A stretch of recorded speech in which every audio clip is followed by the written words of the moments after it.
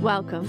I'm Harmony Slater, your host of the Finding Harmony podcast. Over the past 20 years, I've taught thousands of yoga teachers and students to explore the intersection between ancient wisdom and modern everyday life, using mind-body practices to heal, awaken, and manifest their dreams from the inside out. This podcast is a sanctuary for those feeling overwhelmed by life's challenges. Are you ready to jump in and discover how these challenges aren't actually in the way, but are the way to finding harmony? Let's invite the magic back in. Hello, we have such a special episode for you today. What you are about to hear is actually a recording from inside my Inner Circle community. We've just begun a new study together of The Power of Now by Eckhart Tolle, and we will be exploring this book, the practices held within it, and the deeper concepts and content throughout the rest of this year. And the reason why I wanted to share this episode with you here on the podcast is because I love you, and I know that so many of you are listening regularly.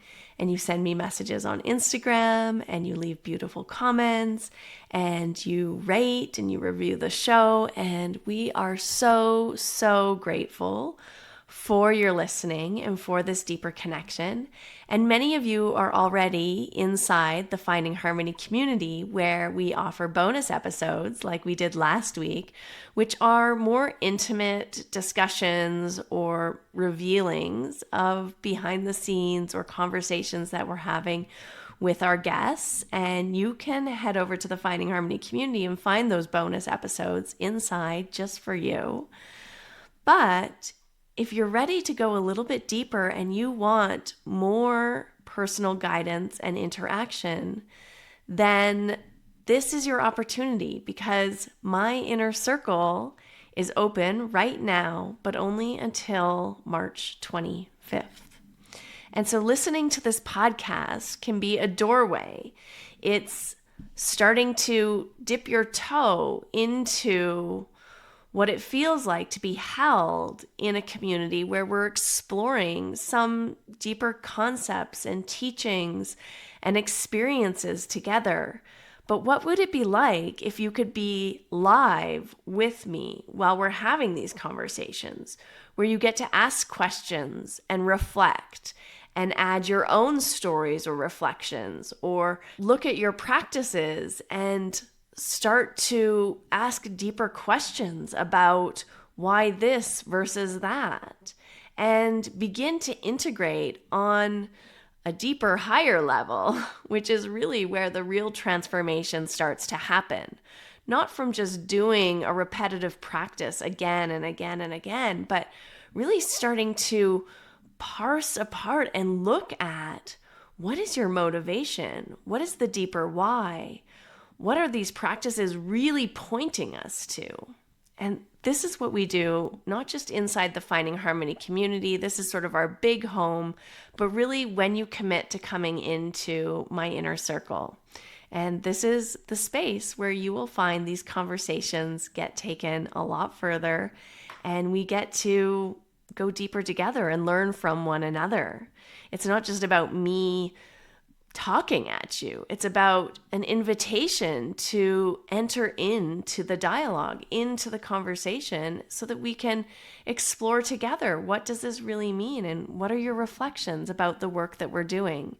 On top of that, we have breath work, pranayama, meditation, chanting, and this beautiful, powerful work, which is elemental embodiment practices, where you are really tuning into your body, your breath, and learning how to feel your own energetic field. These are, they're going to catapult you to the next level. They're so powerful.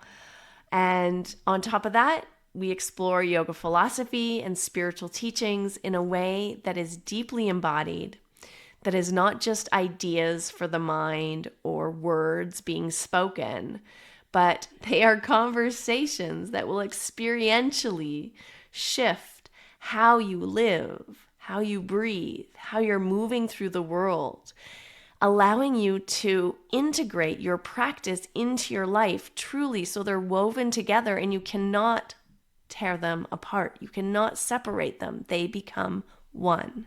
And you get the chance to speak with me directly, get my input and guidance on things that you can't ask during a podcast episode where you're just listening.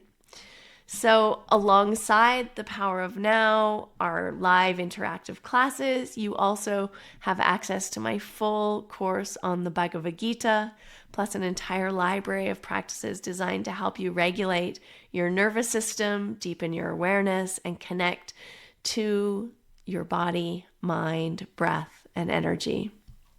And so, really, this is the important thing that I want you to know before we jump into this offering, this special class, which is focused on chapter 1 of The Power of Now. And that is, I am closing my inner circle for the rest of this year, and it will close on March 25th. I will not be opening it up or allowing anyone in through that doorway after March 25th. So if you've been listening to this podcast for some years now and feeling a nudge, a quiet voice that says, I want to go deeper and I actually want to start to live these teachings, I want to enter this world, then this is your window to step in. Because once the doors are closed, they are going to stay closed. I have other communities and offers that are dear, dear, dear to my heart. And so there's opportunities to work with me in other ways. But this is the only time that you will be invited into this inner circle community this year. So listen all the way to the end of this episode because I'm going to share with you how you can join us and how you can take advantage of this limited time opening. And so if you're ready to move beyond trying to just understand these teachings, to starting to embody them, to starting to live them and integrate them into your cells, into who you are in the world. Body, mind, breath, spirit, soul, energy, all of it, your entire system will transform. Then this is the moment you've been waiting for. All right, let's dive into today's episode. Hey, welcome. The day is here. Everyone read chapter 1? Yeah? Okay, good. Beautiful. So before we start, let's just drop in for a moment since this book is all about finding the power of now and basically watching your thoughts and bringing meditation into your daily life. So if you feel able, you can close your eyes.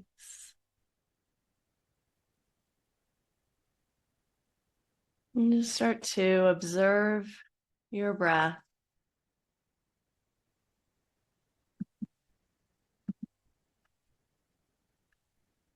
Watching the incoming breath and the outcoming breath.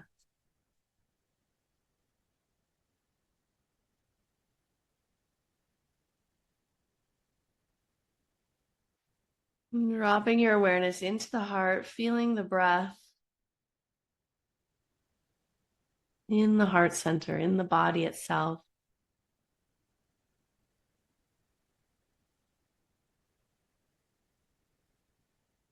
And give yourself permission to arrive.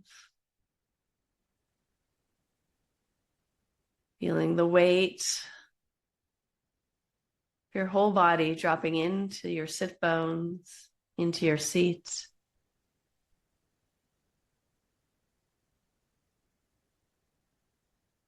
And settling into a posture of peace.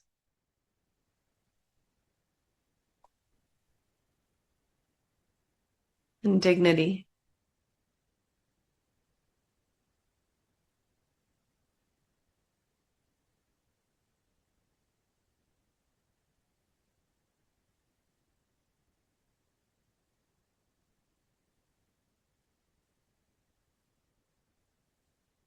Noticing how it feels to be embodied today. What are you aware of in this moment?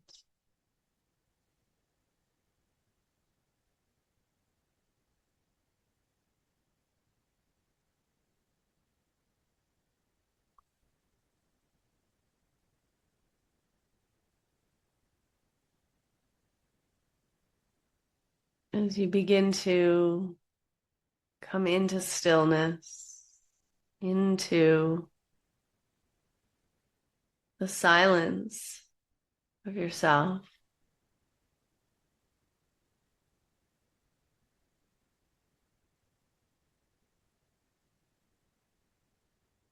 see if you can drop all techniques or tools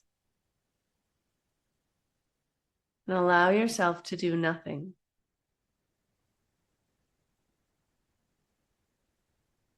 Simply listen.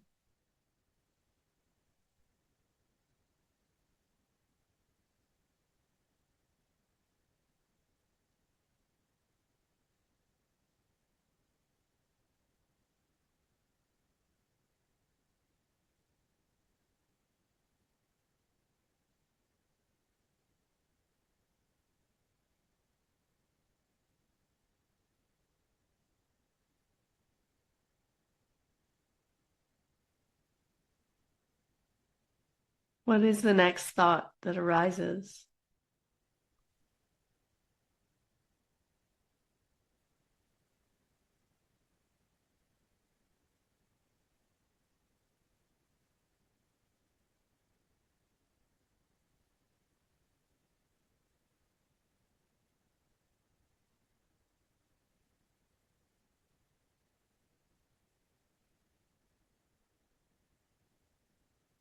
Perhaps it's an observation,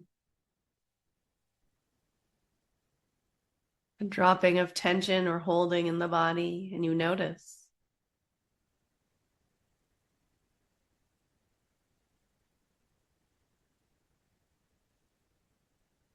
Perhaps it's noticing pain or sensation,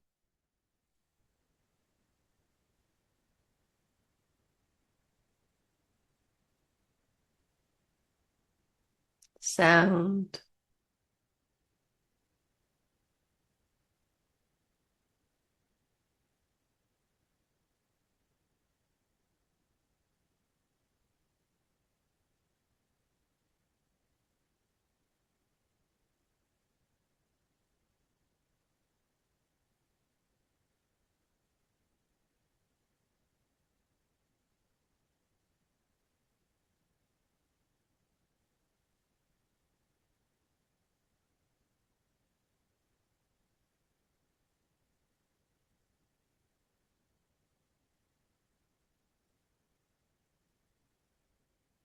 Perhaps the mind jumps into future planning, anticipation.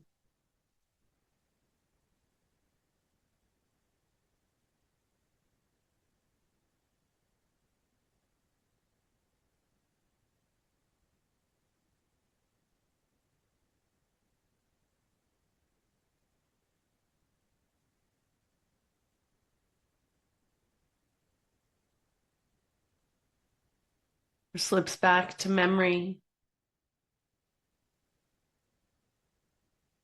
to yesterday, sometime in the past.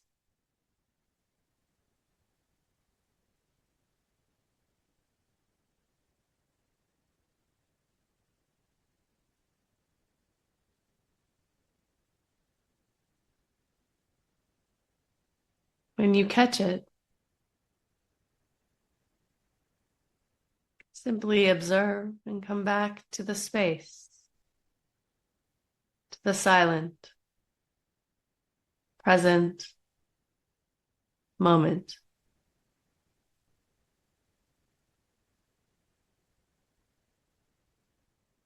And wait for the next thought. Watching, observing, without attachment.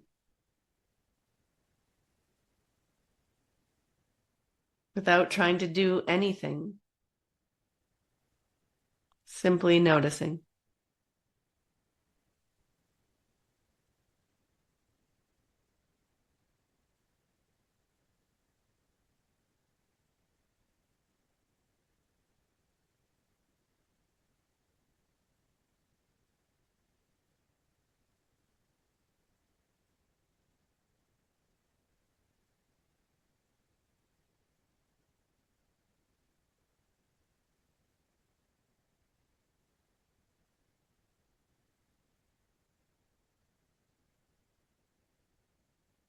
Allowing yourself to rest in that space, that gap between the thoughts.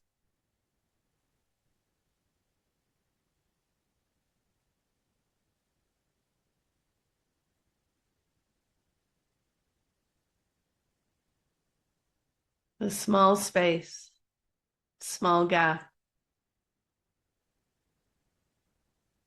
that's there when one thought ends before another thought begins.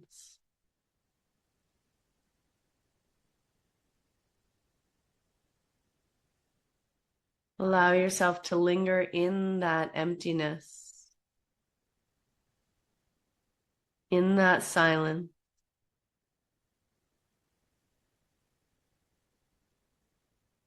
in that void, sense of spaciousness.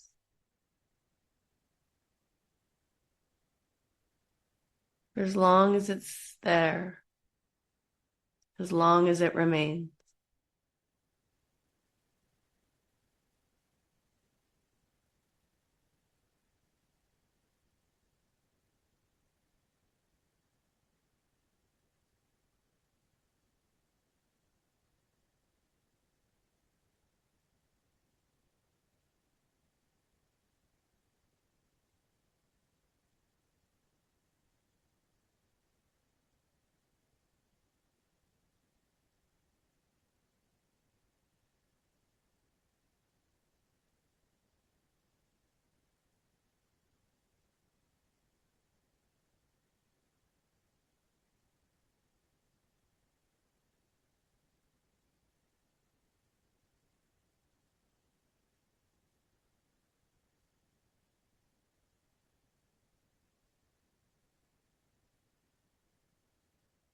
Notice where your awareness resides as it watches the thoughts.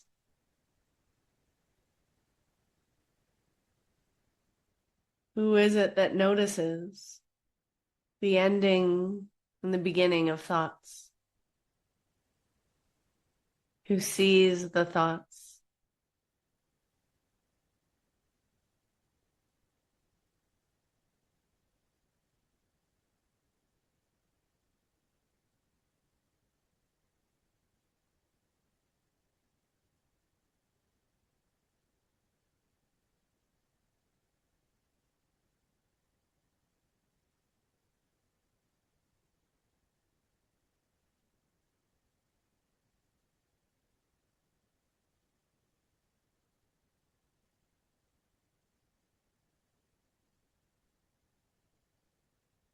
What is it that observes in that place of pure awareness?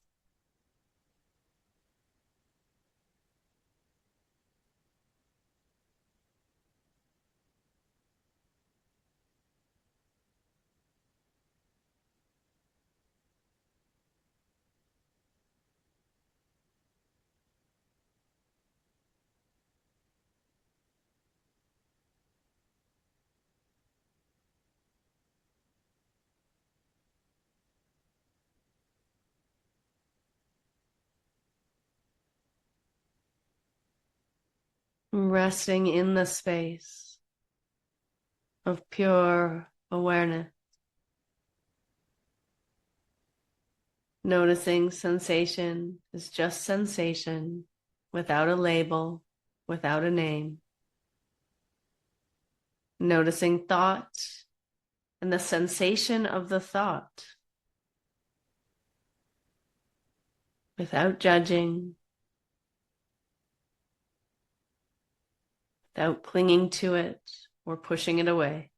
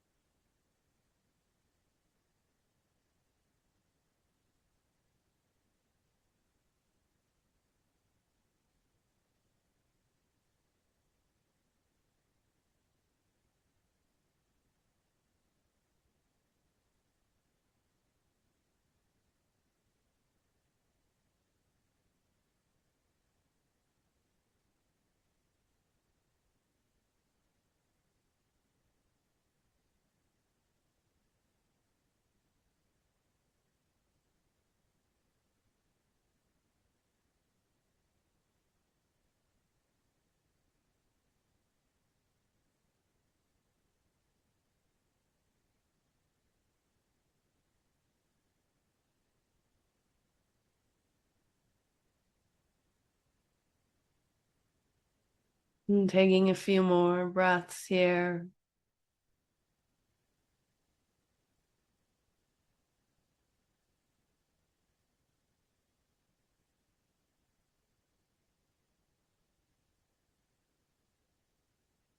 And when you feel ready, you can slowly start to open your eyes and come back into our space.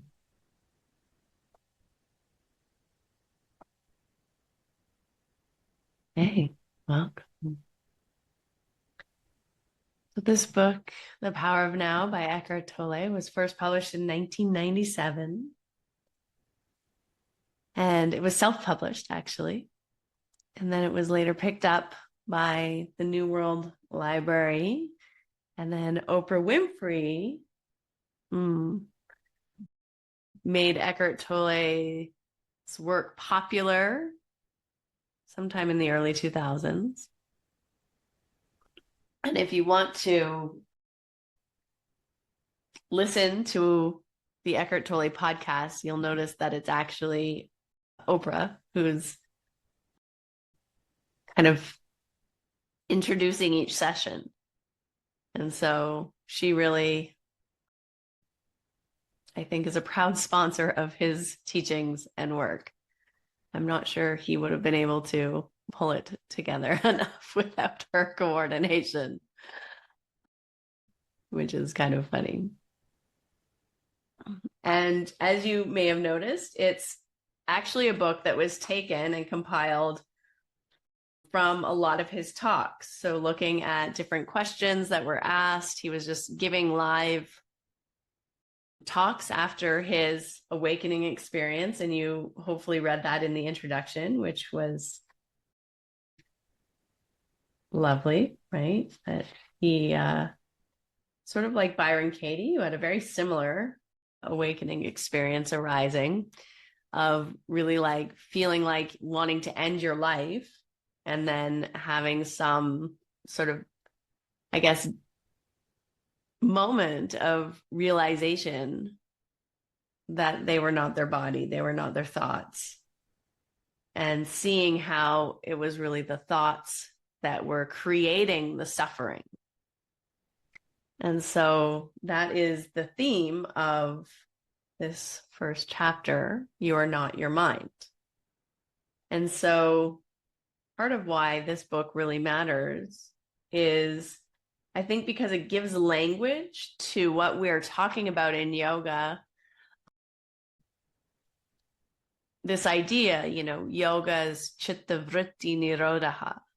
Well, what is that, right? This channelization of the mind stuff, of the vrittis, the waves. And so what are the waves? The waves are the thoughts, the mental, emotional conditions, the patterns, the disruptions, the attachments, right? But what are all of those things? They're likes and dislikes, and that's really a judgment and a thought, or getting attached to a certain feeling, right? And so the vrittis are the waves. And what are these waves? These waves create a rough ride, right? And so we're trying to create smooth sailing. And so to create that smooth sailing, we need a calm water, right? We need clarity and calmness, and not the vrittis, the fluctuations, the waves, the whirlpools, right? And so this book is really, paralleling that, in that the mind is the vrittis. The mind is creating the suffering, and our attachment to our thoughts creates the suffering. And our attachment to time, right? That time, we're not really ever living in the now. We're constantly living. And if you follow Joe Dispenza's work, he talks about this a lot too. But it's, this is like such a foundational work to everything that these conscious leaders are talking about. today, like Joe Dispenza, right? That we're living out of our past and creating a predictable future. How does that pattern happen? Right? That pattern happens because of our thoughts, because of our mind, because we're not opening into that field of awareness, into the now. Because when you're now and in the present moment, there's no suffering. That suffering exists in that psychological time, in living in a memory or in an idea about the way things should be based on how they were in the past, and then creating a predictable future or anticipating what the future will be like, right? Both those states are not in the present. And you can't create something new in either of those states. You can only create something new in the present moment. And so that was one of my reasons for wanting to go through this book with you, is because for me, this book was, I read it in 2003, and it was really like foundational to understanding meditation, to understanding the condition of our human experience. And it really ties together the teachings of the Yoga Sutras, as well as the Bhagavad Gita, in a really beautiful way. It really bridges these non-dual teachings with sort of modern psychology, and in a language that hopefully isn't too hard to follow, although it is quite deep and intense. I actually was listening, I was reading it again. I got all the way to chapter 7. But I was reading it and listening to the audio at the same time, because I was like, okay, this is dense. I'm not sure I have the bandwidth to really focus on it. And so if you really want to go deep into it, you can do that. And you can pause it and, okay, I'm just going to pause here. So that's one way to kind of, especially because it is fairly philosophical. I mean, it is quite dense in certain ways. It's one of those books you have to go through slowly and maybe read things a couple of times, because the teachings are quite, they're simple, but the mind wants to complicate it, and things need to land. But so I want to pull out a couple of things that I've sort of underlined here and relate it to what we've learned about in yoga. So those who have found their true wealth, which is the radiant joy of being and the deep, unshakable peace that comes with it, are beggars, or those who have not found this, right? So that's what the true wealth is this radiant joy of being. And this is what the Yoga Sutras also talk about, right? When we look at the koshas, we have our Annamaya kosha, our physical body, the Pranamaya kosha, our etheric body or our energy body, the Manomaya kosha, the mental field, the emotional field, the Vijnanamaya kosha, the higher mind, and then the Anandamaya kosha, the body of bliss, right? Bliss, peace, unshakable joy. Right? And he says, those who have not found this, have not found their true wealth, their true self, which is the radiant joy of being, then they are looking for scraps of pleasure or fulfillment, for validation or security or love. Well, they have a treasure within that not only includes all of these things, but is infinitely greater than anything the world can offer. And so what I also love about this book is, I think in yoga, oftentimes enlightenment ends up being a goal. We put it as something outside of ourselves, that we need to do all these things in order to attain some state. Would you agree? Right? We feel like we're climbing the 8 limbs of yoga to reach samadhi, to have an enlightenment experience. Then we have to do all this asana, all this pranayama. We have to do all these things, right? And maybe we'll get there in this lifetime, but probably not. We'll have to wait till next lifetime. So, and that's all outside. It's all something that isn't here inside. But the true teachings of yoga, this is just a trick that our mind plays on us. It's also a trick that sometimes teachers create inadvertently who haven't had the true experience. It's also a great marketing plan because people have to keep coming back and buying more and practicing more and doing more. Okay, so there's that aspect too now. But the idea is like, so he says the word enlightenment conjures up the idea of some superhuman accomplishment, right? And I think that that's true. That's what we think. Oh, I'll never be Buddha. I'll never be Christ. That's a superhuman consciousness, right? A superhuman accomplishment. And, you know, the way he defines ego is very interesting also, right? Like this small self or this ego likes to keep it that way because then it keeps us on this hamster wheel or on this treadmill of needing to achieve and accomplish and strive. And that's what our ego is, you know, always trying to do. It's trying to make us better, right? And keep us safe. Be better, be safe, be better, be safe. And that's kind of where we fluctuate, right? And that's where the suffering happens also. Because we're never good enough. And we're also not actually really ever safe until you in-source safety.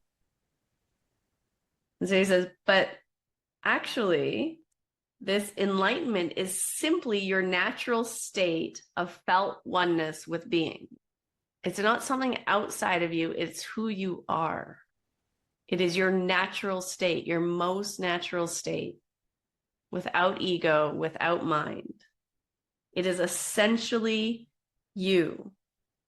It is a state of connectedness with something immeasurable and indestructible that is both much greater than you, but also essentially you, beyond name, beyond form. And it's when we're perceiving ourselves in isolation, as isolated, as alone, as fragmented, as cut off from the whole, that fear arises, conflict arises, and we suffer. And when you look at the suffering of the world at large, it's just a mirror of our own states and our own dysfunction or function, depending on which perspective you want to look at it, right?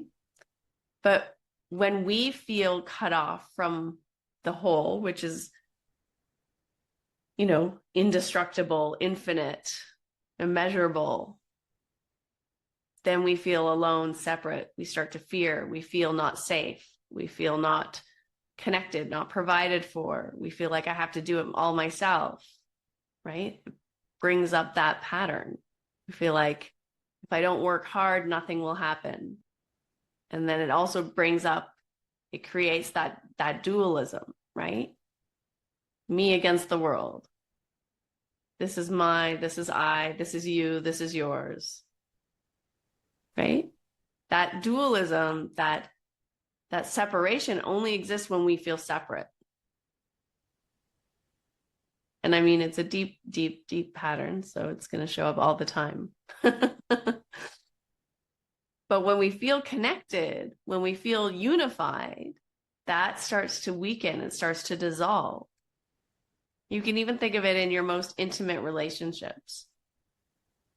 When you think of like, oh, we're a partnership, how do you feel about your relationships? We're doing this together. We're in this together. We're like operating as one thing. You start to feel like, oh, okay, yeah.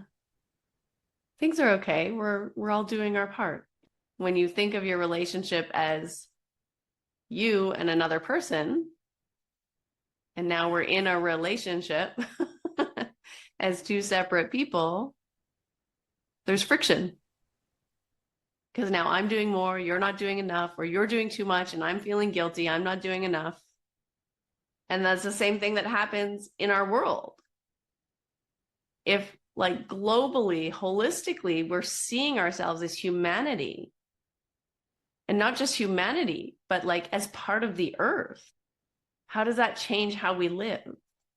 How does it change how we relate? Right? If you meet your neighbor, and instead of your neighbor being that person who lives over there, being, oh, that's part of me living over there. We're a we. And we're actually just manifestations of this earth. How does that change how you interact with people? Right? How does it change like politics and conflict? All of that arises because there's borders, because there's, this is mine, this is yours, and we're not together in this. The more together we can create between people, between countries, between ourselves, in ourselves, the less conflict and suffering there will be. And so that's why, well, that's part of why I love this book. One question that is interesting, he says, I love Buddha's simple definition of enlightenment as the end of suffering. There's nothing superhuman in that, is there? Of course, as a definition, it's incomplete. It only tells you what enlightenment is not, no suffering. But what is left when there is no more suffering? Right? What's left? Like, we're so addicted to suffering. What would you do if you weren't suffering? What would you do, Tammy? No, I just feel like sometimes I look at, I don't know, the world and I think, I think this is the problem sometimes is maybe in certain ways we have created less suffering because, there's medicines, you can live longer, all these like things that make life more accommodating. But yet because we've done that, now we have to make it even, we have to suffer more and we have to put more suffering on top of that so that I don't know, maybe I'm wrong. Ah, no, I think you're right. As ease increases, also we create situations so that we're suffering. Why? Because we're living in duality. Because we think, oh, I'm not doing enough. I'm not good enough. Oh, this person's better. I need to catch up. Oh, I feel guilty because I'm letting myself relax. What, right? Like these are all in relation to. But if there was no more suffering, what's left? Just ease. Like, can you let it be easy? Can you allow yourself to rest in being? Your nature, your natural state is felt oneness with being, with immeasurable, indestructible joy. It's always present because it's who you are. And it's not just this book saying that. That's what yoga is about. That's what yoga says. Atman and Parama Atman, right? Brahman, Atman, they're the same. What's Brahman? Pure consciousness, indestructible joy, peace, love. You are that. Everything in yoga keeps saying, you are that. Yeah, Britta. Just as, those are glimpses, but I was thinking, because I sort of tried to list up when I might be in the now, in the present. Mm-hmm. And I thought first I thought like together with children. Mm-hmm. And then I recall, because I became a mother in a young age, Mm-hmm. where before I became a mother was totally suffering, like identity, or very much so. But when my daughter came, it was such a relief because first of all, just because I told, as I don't remember who, but just now said like everything is fixed, but she drew me totally into the present because of her needs and stuff. But also when she grew up a little bit and was playing and, well, being, then it was so clear that her natural time being was not in like the future or in the past. It was totally in now. And like we were talking about the taste of not suffering, I felt I had, it was so much gratitude, because both of the relief of not feeling so much of myself, the total relief of be present in her life, and also like it was being in that realm of time together. It was, but I mean, it was very momentarily. I mean, it's not like, oh, so now I fixed it, but the taste of it. Yeah. And also I can still feel like being with children, it has a quality of that, especially young children. That was that. Yeah, I love that sharing. And I think you're right. And I think there's something to, especially if you let yourself really be with them too. And they don't have such a strong pattern. I mean, what past are they drawing on? Right? Like, what future are they creating? They're not, right? They're just here now. And so if you let yourself be there, we of course get drawn into that field of presence because they're always present until a certain age. Yeah. And so it is I think that's also like part of why becoming a parent is like a beautiful part of spiritual practice, because it does give you yoga. You understand exactly that. Like, oh, if you allow yourself to, the more we resist letting ourselves just be in that moment, the more we're resisting the moment, of course, the more we're going to suffer. But it sounds like you really allowed yourself to be in the moment, and that was freeing because it let you come into that presence. Yeah, which is really lovely. Yeah, so that was one thing. Another thing that I think is so beautiful about this book is because, in the Yoga Sutras also, we talk about abhyasa, vairagya, satudirga kala nairantaya satkara sevito dhrita right? Practice for a long, long time with devotion, without stopping, right? What kind of practice is the Yoga Sutras talking about? Staying conscious. Yeah, exactly. Right? It's talking about being here in this present moment now. And that happens all the time, whatever you're doing, right? Whether you're driving or practicing asana or making food for your kids or for yourself or whatever you're doing at work, anything. It's like, are you here now? I just wanted to share a funny story. Yeah. I had some friends come to visit from Texas recently, a few weeks Mm-hmm. ago, and it was really interesting how much this man could not be in the present moment. You're on an island in the middle of the Pacific, it's a Latin American country, and yes, you have to throw the toilet paper in the trash can. Okay, not the most like exciting thing and wonderful thing, but it just needs to be done. But it's just so interesting. And then sometimes the power goes out across the whole island.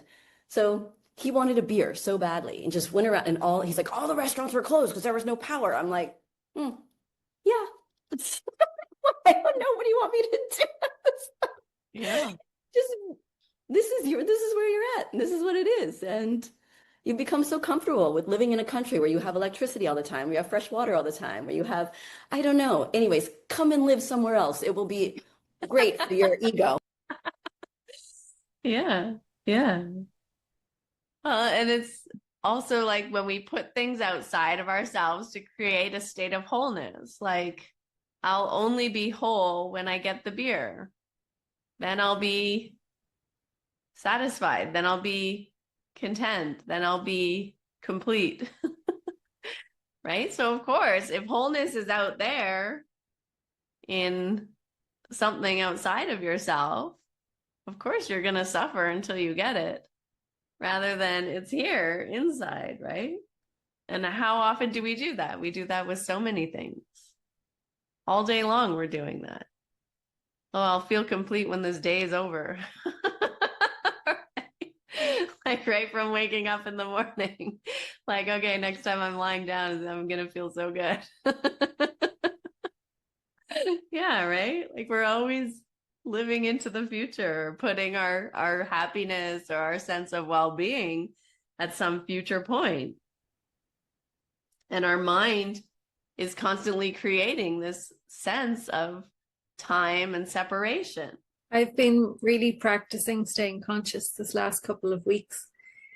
I think from the Joe Dispenza video you shared before.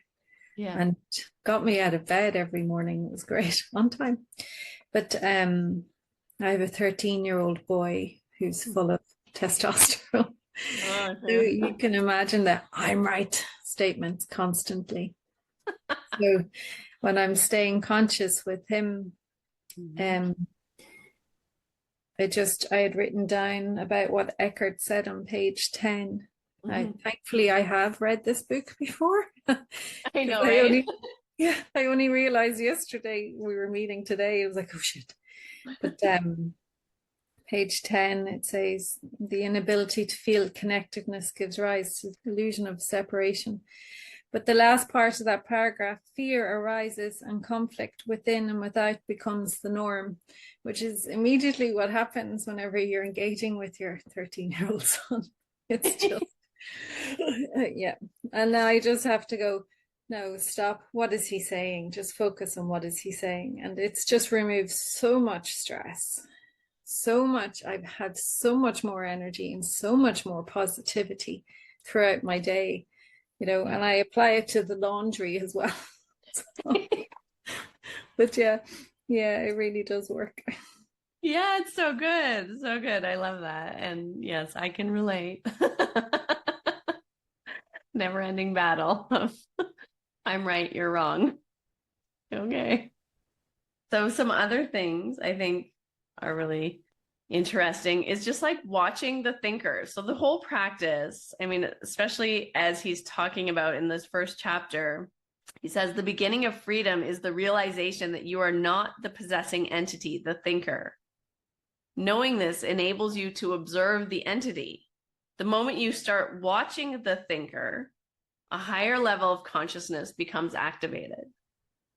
Then you begin to realize there's a vast realm of intelligence beyond thought, that the thought is only a tiny aspect of that intelligence. You also realize that all the things that truly matter, beauty, love, creativity, joy, inner peace, arise from beyond the mind. And it's so interesting. My teacher, Sri Opitawari, would always say this. He would say, the problem is not in the mind. The problem is mind itself. You have to go beyond the mind. He would say that all the time. And it's right here. You have to go beyond the mind. Why? Because creativity, beauty, love, where does love exist? It's not a thought, right? Where does beauty exist? Again, it's not a thought. Where does creativity come from?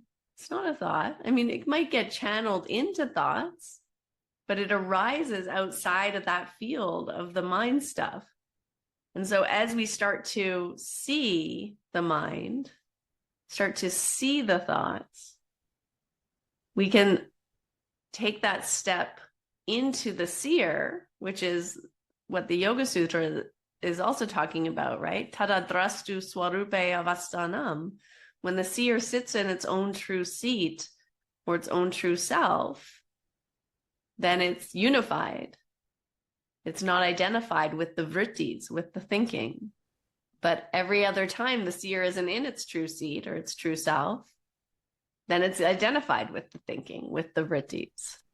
And so it's exactly that practice that you were just saying, Celine, is continue to come back. Like whenever you catch yourself, especially like this is such a good practice because it happens so frequently that we're suffering in some way, right? Throughout the day. Like we're being persecuted, like, oh, the laundry. Oh, oh, I got to fold these clothes. Oh, I got to clean the house. Oh, I got to, right? Like all day long, we're being persecuted. We're suffering. Oh, I got to get out of bed. You know, I mean, it's just being human. And so then the more you can catch yourself in that moment of the suffering, right? Where you're like, oh, not again. Oh, we got to go grocery shopping today. Oh, right? Like that little moment of suffering, you can catch it and be like, oh, that's the thought. Oh, okay. And you just start to like go back into seeing the thought and like being embodied and be like, oh, that's just a thought. And now all of a sudden there's a space, right, between you and the thought. And the more you can start to see the thoughts as not you, they're just thoughts, just like everything, like this tarot card deck, like anything that you just like this book isn't you. It's outside of you, right? Thoughts are the same. And when we look at the philosophy of Sankhya, right? Everything is prakriti. What is prakriti? Material elements, including everything in chitta, right? Ahankara, our ego, manas, all of the mind and the thoughts, including the higher mind even, right? All of these things are not our true selves. They're all the things outside of ourselves. And so the more we can start seeing the thoughts as outside, then the more we can start to reside in the seat of the seer and find that sense of contentment, wholeness, love, beauty beyond the mind. We start to wake up beyond identifying with the mind. Rita, it's called The Secret Power of Yoga, I think, this translation by Nishtila Devi of the Yoga Sutras. Yeah, it's The Secret Power of Yoga, right? It's lovely. If you want a feminist perspective of the Yoga Sutras, yeah, definitely one to read. Yeah, The Secret Power of Yoga. It's so, so good. And so we start to learn to watch the thinker. And when you listen to the thought or you see the thought, right? Depends. Some people kind of feel it like a seeing it. Some people feel it like a hearing it. Some people might see it like more like a visualization. One thing that's interesting too is feeling into the vibration of the thought, because all thoughts carry a vibration to them. So like, what does that thought feel like? What's the felt sense of having that thought? That can also be an interesting experiment to play with this week. But once you start to watch the thinker or see the thoughts, try and do it impartially. So don't judge the thought because that's just another thought. Just start to see it. Oh, that's an interesting thought. There's laundry and it will get done at some point, somehow. Right? Oh, groceries. Oh, right. You start to question it, see it, look at it impartially, watch it. Don't judge it. Don't condemn it, but just start to recognize there's this voice and I'm listening to it. I'm watching it. I'm seeing it. Then you're in that place of the I am, and you're starting to reside beyond the thoughts because now you're starting to see them. And there's so many of them. Okay. So you might not see all of them all the time. Okay. But it's just starting to cultivate that pattern, that habit, that practice of letting yourself step back and notice when your mind is creating your own suffering. Because nothing outside of you is creating the suffering. It's just your thoughts about it. The laundry isn't creating suffering. It's just there. It's there. If you leave it long enough, probably someone else will do it, you know. Or you just wear dirty clothes. Also possible. I mean, it's not creating suffering. It's just there. It's our thoughts about it that create the suffering. Just like you were saying with your son, Celine, he's not creating any suffering in your relationship. He's just being who he is at this moment in time, right? It's your thoughts about what he's saying, what he's doing, how he's acting, that creates your suffering. And that's all you're responsible for.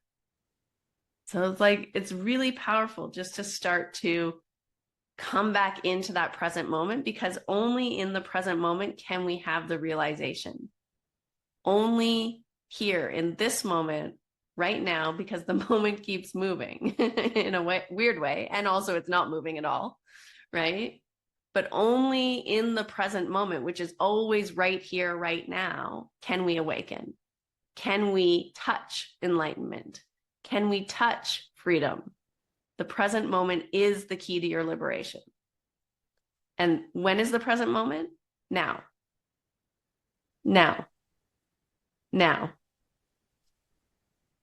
It's not tomorrow. It's not later today. There's only one moment, and it's right now. And so if you want to get free, you got to do it now. That's it.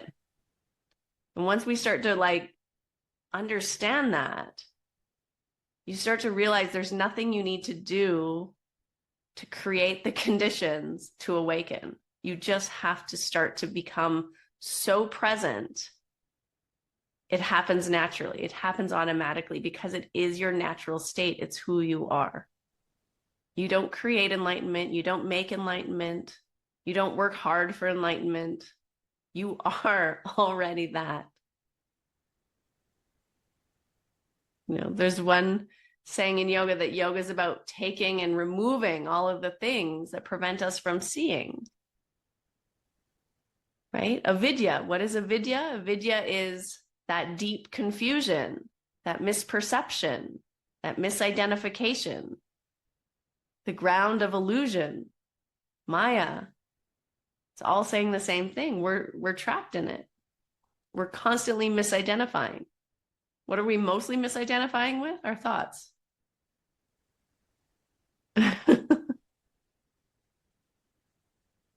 When we start to see the truth, we start to go beyond the mind. We start to come into the seer, to the self. We start to realize who we are, which isn't the thinker. That's some other entity. It's the one who sees.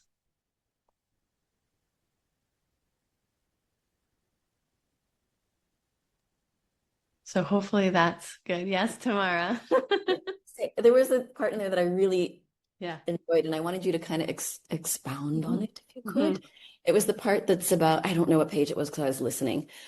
It says, if you really want to know your mind, the body will always give you a truthful reflection. So look at the emotion or feel it in your body. And if there's a conflict between the thought and the feeling, the thought will be the lie. Yeah. Yeah. I think it's this part here. Yeah. Emotion arises as the place where the mind and body meet. It's the body's reaction to your mind, or you might say a reflection of your mind in the body.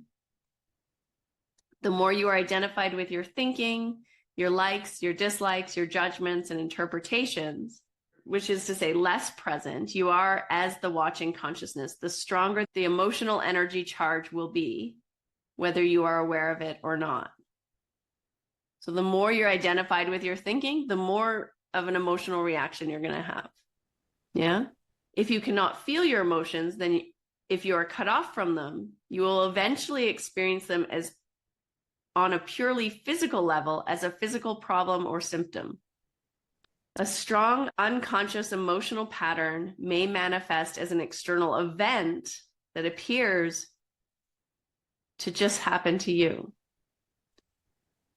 For example, I've observed people who carry a lot of anger inside without being aware of it and without expressing it are more likely to be attacked verbally or even physically by other angry people, and often for no apparent reason.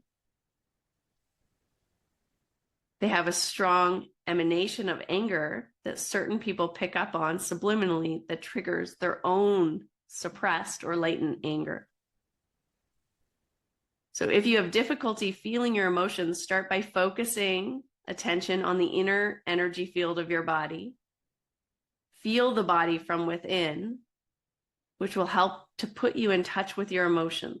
So start to like go in and just feel sensation and stay with it. To me, that's like the best way to feel emotions, is especially if you have like pain or strong sensation in your body, is to just go and like be and sit with that sensation and keep exploring it and just keep the mind there in the sensation and just notice like what's present. What's its vibration, what's its sense, what's its feeling, what is it saying, what does it remind you of, where does it take you back to in your life? What's the first time you remember having that sensation? What was going on? What was the emotional quality that you couldn't express at that time?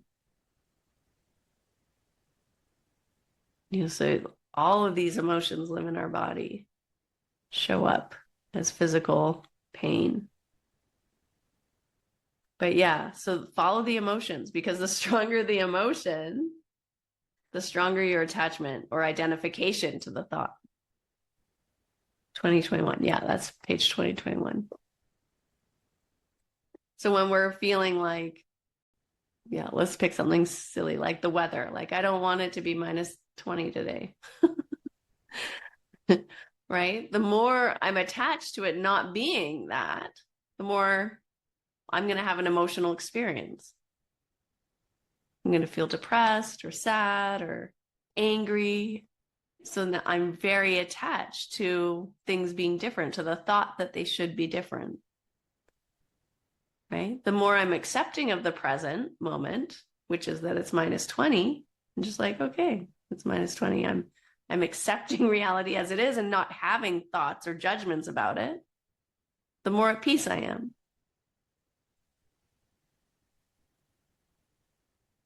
The less emotional response I'm going to have to the weather in this example. But we do this with everything. So yeah, I think that was a great key to bring up, because that's the one thing that I think in yoga we kind of lack a little bit, is talking about the role of the emotions in our liberation. And they're so essential. They're such a key to awakening. And I think oftentimes in yoga, we're taught to bypass our emotions or suppress them rather than feel them and go into them. And it's so important to feel them and go into them, because emotions is energy. And, as he's saying, it's very much related to the mind and the body. It's how we're storing our mental field in our body. It's through our emotional kind of field. It goes through, So feeling the emotions, being with the emotions, not suppressing, not learning how to bypass, because that's also just another form of suppressing. You see this in the Ashtanga community a lot, like all these teachers learning to bypass and suppress their emotions. And then it comes out in crazy ways of like all this stupid infighting about ridiculous things. And it's like, why? But it's like so much suppression. It's like, just feel your shit and like start to like be with all of the past childhood experiences you're trying to bypass, and you won't give a shit about all of this stuff that doesn't matter. It really doesn't matter, but you're coming up so emotional to it because you've trained yourself to suppress so successfully. So it's a very interesting situation in the yoga world sometimes. And it really needs this integration of where's the emotional body? And the emotional body is really like kind of tied into this attachment to past experiences or attachment to our thoughts. So I think it's an important part that we need to, feel and focus on a little bit. And it's a key, right? It's a key to where's our attachment? What thoughts are we really putting weight to or giving more weight to? So thank you for bringing that up. Anything else from this chapter? There's so much. We could just talk about this chapter for like months and months and months. But if you haven't read it, you can go back and read it again.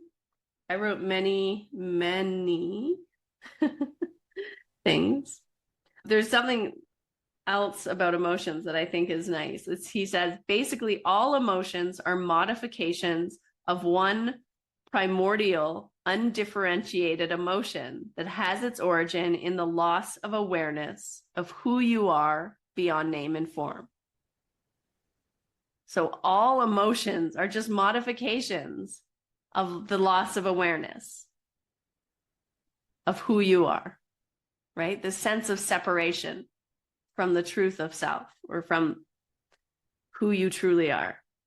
Because of its undifferentiated nature, it is hard to find a name that precisely describes this emotion, the primordial emotion, but fear is probably the name that comes the closest. But apart from a continuous sense of threat, it also includes a deep sense of abandonment and incompleteness.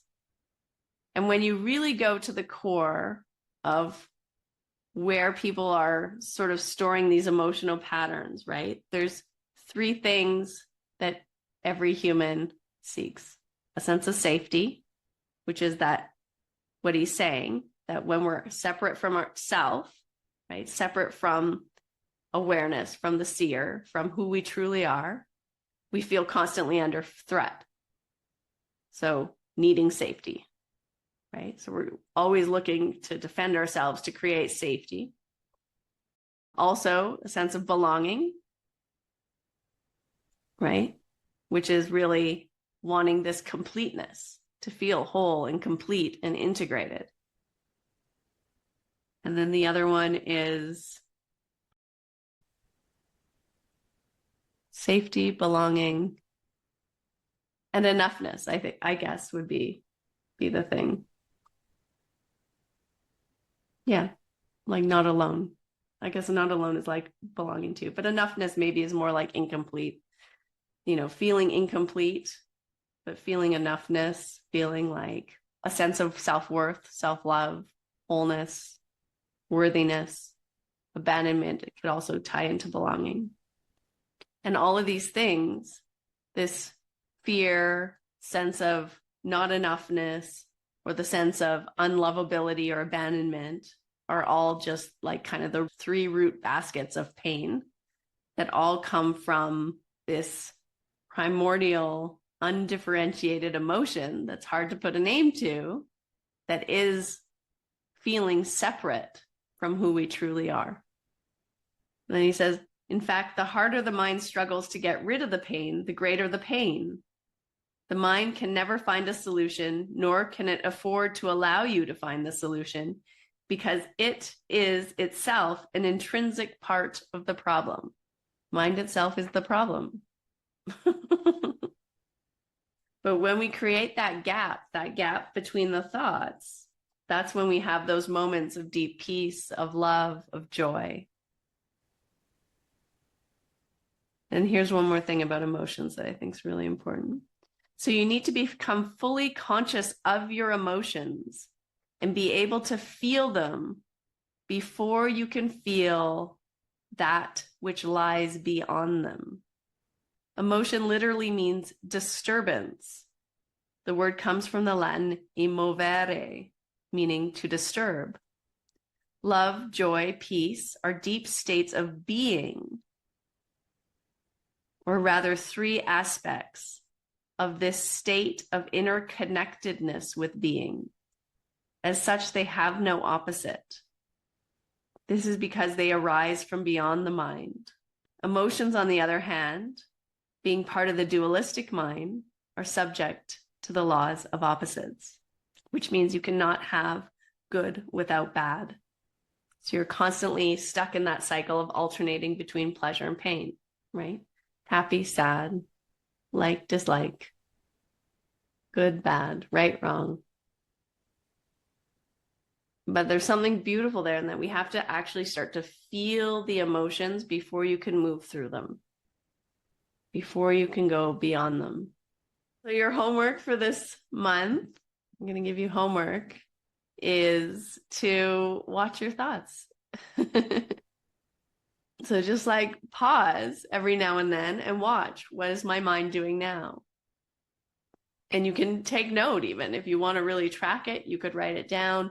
You know, is it planning? Is it remembering? Is it judging? Is it labeling? Is it fighting? Right? Notice what the emotional content is of that as well. And then see if you can just start to create a gap. Just start to see it and see what happens. You can also like question it. Like, is this thought creating pain or peace? So it depends how deep you want to take the practice. One interesting thing is, especially if there's like strong thoughts or strong emotions coming up, is really like noticing like what is, sometimes maybe you experience the emotion before the thought. It's like, okay, well, what's the thought that's tied to the emotion? Like just start to look at that connection between the emotions and the thoughts. Like if you're feeling irritated or you're feeling like rushed or stressed, it's like, what's the thought that's tied to this feeling? And then you can kind of like start to see it. You can start to question it. Is it true? Is that thought true? Is it creating a sense of freedom or a sense of identification or suffering? And just start to see what changes over this next month. And you don't have to do anything with it. You don't have to change it, actually. You just have to see it, because awareness is the key. As soon as you see it, it starts to change, because as soon as you turn the light on it, it starts to change. You don't need to do anything with it. It's just seeing it. Oh, I'm having this thought that there's so much to do today. Okay. That's a thought. That's all you have to do. As soon as you notice, oh, there's the thought, I have so much to do today. Okay. I can take a deep breath. Just like realize that that's a thought. It's not true. Maybe it's true. Maybe it's not true. Maybe it's just a thought. Right? Does that thought cause suffering, or does it cause a sense of freedom or peace? What if I change the thought? What if instead of thinking I have so much to do today, it's just, I'm going to be accomplishing a lot today. Or, everything's going to happen in the time that it needs to happen. Or everything happens in its own time. There's no need to rush, right? How does it help to shift the thought? What's a different thought I could think? How could I replace this with a new thought? Just start to see it and play with it. I have a great example of that from this week. Yeah. And it's a sick house, and my daughter thought had the flu or something. And then I was coming back from meetings and the day off, and then I got a tooth infection. And then, and I had to go and have my tooth pulled. And then I had to take her to the dentist or the doctors the next day. And it turns out now she has tonsillitis, And this is all when I thought I had 3 days off, and then they were off on school break as well, And but I completely turned it around, and like, oh my God, immediately she got medication that made her feel better. Immediately I could go to the dentist and he could pull my tooth and I'm no longer in pain. We're blessed to live in a country where immediately we have all of these things, as opposed to the poor people who do not have any pain relief. Yeah.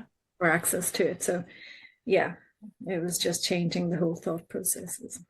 Yeah, which is beautiful. And that also comes to another Yoga Sutra verse, right? Vitarka badane pratipaksha bhavanam. When you have a negative thought, think the opposite. And so it doesn't mean just thinking the exact opposite, but it's like, how can I reframe this? How could I put this another way? Instead of like, oh, I had 3 days off and it's so terrible, all these bad things are happening. It's like, oh, isn't it lovely? I had 3 days off to take care of all these things. Or instead of like, oh, all these terrible things are happening. Yeah. Oh, aren't we so blessed to live in a place where we can get immediate care and treatments, right? Like, how can you change the thought? So instead of creating more suffering, you're starting to live in freedom and recognize that it's just a thought. It's just a choice. And you can choose what you think, because your thoughts are not you. The thoughts are here. just like the book. You can choose what books you want to read. They're not you. I love that. Okay, everyone clear on what their homework assignment is? Okay, good. We'll carry on the discussion next month with chapter 2, Consciousness is the Way Out of Pain. So, of course, all of these themes will carry on through the whole book because it's like the foundation and it carries on. Hello, dear. How are you? She came to visit and she's like, we need to go to Tenerife and go to Yes. Yeah, plan it for next year, February. Yeah. Okay. All right. All right, let's chant Om and we will end.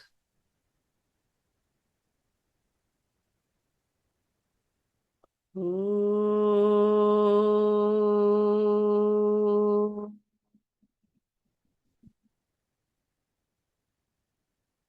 Thank you. I look forward to next month. See you. Hey, before you go, I want to leave you with the secret key on how to unlock the door and come on into my inner circle. So if you felt your awareness shift even just a little, imagine what it would be like to explore these teachings in a space where you can actually practice, reflect, and integrate them in real time, where you can experience pranayama, meditation, embodiment practices, as well as learning Sanskrit mantra, chanting. This is where you can work with me each month live. And this is inside my inner circle. And so we have just started the Power of Now. We're going to be studying it all year long. And each of my classes, whether it's live breath work, pranayama, meditation, chanting, or elemental embodiment, is here to help you bring these insights into your lived experience and to take the practices that you've been doing over and over and over again to a deeper level, to a higher understanding. So if you feel called, I'm closing my inner circle March 25th. So you need to take that key and unlock the door now. If you've been listening to this podcast for a while, this is your invitation. This is your year. Now is the time. Head into the Finding Harmony community. There is a link for free access here in the show notes. You can also send me a DM on Instagram. Just put community. I will send you the link personally. Once you are inside the Finding Harmony community, you're going to scroll down on the left side of the community and look at where it says Inner Circle Membership. And there are two options here. You can have a monthly subscription. It's only $33. Or you can sign up for the full year at $333. It is a very, very accessible membership. It is the last time I'm going to be offering it at this price, and I'm also closing it for the entire year starting March 25th. So if you're feeling called and you want to come in and study with me, learn from me, but also be in a space held by a beautiful community of soul-centered humans who are really interested in doing the deeper work and having these deeper conversations in real time, where you are invited and welcome to share that inner wisdom that is in you. You hold so many answers that you don't even know. And I want you to help realize and see and invite you to express them, to look at them, to pull them out, and to see what wisdom you hold within you. This is it. This is your opportunity. So I will drop those links in the show notes. And if it's resonating with you, if you have any questions, just reach out to me on Instagram, send me a message, and be sure that you jump in before March 25th, because that's your last chance. So if you love this episode, if you love our podcast, one more thing you can do that really, really, really helps. It makes a big difference. It helps us to get better guests. It helps us to broaden our audience, which is to leave a review, tell a friend, post an episode that you love on Instagram in your stories. I always repost them. So help these conversations reach more people because they're so valuable and they're so deep. And if you've been here with us for the last 6 years, then I think you love it and we love you. And we're just so grateful for you being here. And we want more beautiful humans who are like you, who are in your world that don't know about us, to come into our world and start expanding their minds and their lives and their embodiment and their being, their consciousness that's here in their body in this lifetime, to start opening up this power that they hold so that we can all start uplifting the world, shining that light, being the love, being the change, holding the vision for a greater embodiment of humanity and consciousness on this planet. So that's what this podcast is about. That's what we're doing. And if you want to be a part of it, this is your invitation to come be a part of it.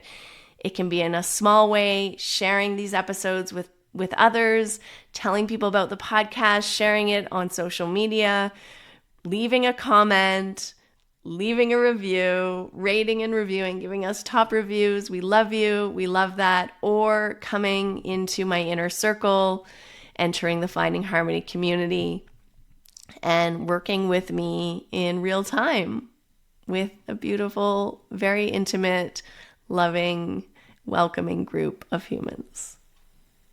Thank you for being here. We really appreciate you and are so excited for the work that you're doing in the world and for your mission here in this lifetime, in this embodiment, in this incarnation. So thank you. Thank you for making us a part of your journey. That's it. We've concluded another episode of the Finding Harmony podcast. I just want to thank you so much for doing the work that changes the world, starting with yourself. It truly does make a huge difference. Please make sure you have your automatic downloads turned on wherever you listen so you don't miss any of the upcoming episodes. I have so much more magic I can't wait to share with you. Lastly, if you're on Instagram, I love connecting and hearing from you. So come on over and say hello at Finding Harmony Podcast. And you can also come say hello to me personally at Harmony Slater Official. Thank you again for being here. I cannot wait to share more with you in our next episode.